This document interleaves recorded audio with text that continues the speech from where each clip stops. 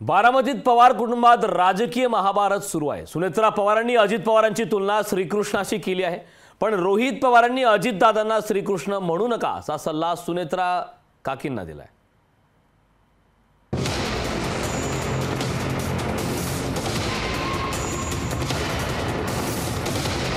बारामतीच्या पवार कुटुंबात राजकीय महाभारत सुरू झालंय। भावकीच्या या महाभारतात उपमांचा वापरही केला जातोय।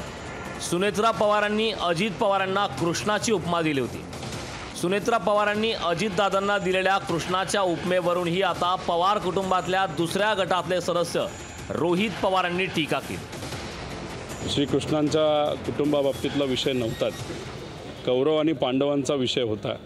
आणि श्रीकृष्ण हे पूर्वीपासूनच हे सत्तेच्या बाजूले होते।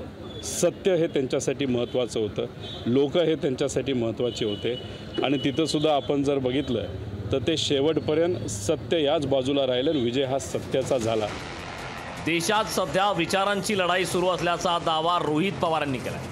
विचारांच्या लढाईत अजित पवार हे सत्याची बाजू सोडून असत्याच्या बाजूने गेल्याचा आरोप रोहित पवारांनी केला।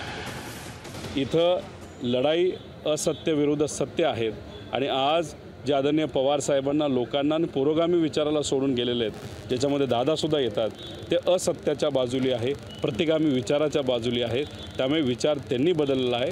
त्यांची चूक नसावी, कन्सल्टंटली चुकीची माहिती दिल्यामुळे कदाचित ते चुकीचा इतिहास त्यांनी सांगितला असावा। बारामतीत भावकीची लढाई सुरू असल्याची कबुली खुद्द अजित पवारांनीही दिली। लोकसभेची निवडणूक म्हणजे देशाचं धोरण ठरवणारी निवडणूक आहे मित्रांनो। ही गावकीची भावकीची निवडणूक नाहीये। काही जणांनी ती भावकीची केलेली माझ्या भागात, ते मी बघतो काय करायचं ते, पण गावकीची पण नाही भावकीची पण नाही। बारामतीच्या संघर्षात आता हळूहळू सगळी पौराणिक पात्र उतरू लागली आहेत। पवार कुटुंब एकमेकांना पौराणिक पात्राच्या उपमा देऊ लागले।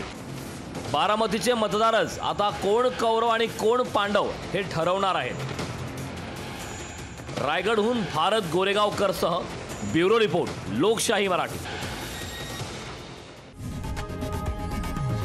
लोकशाही मराठी ऐका, पहा, जागरूक रहा।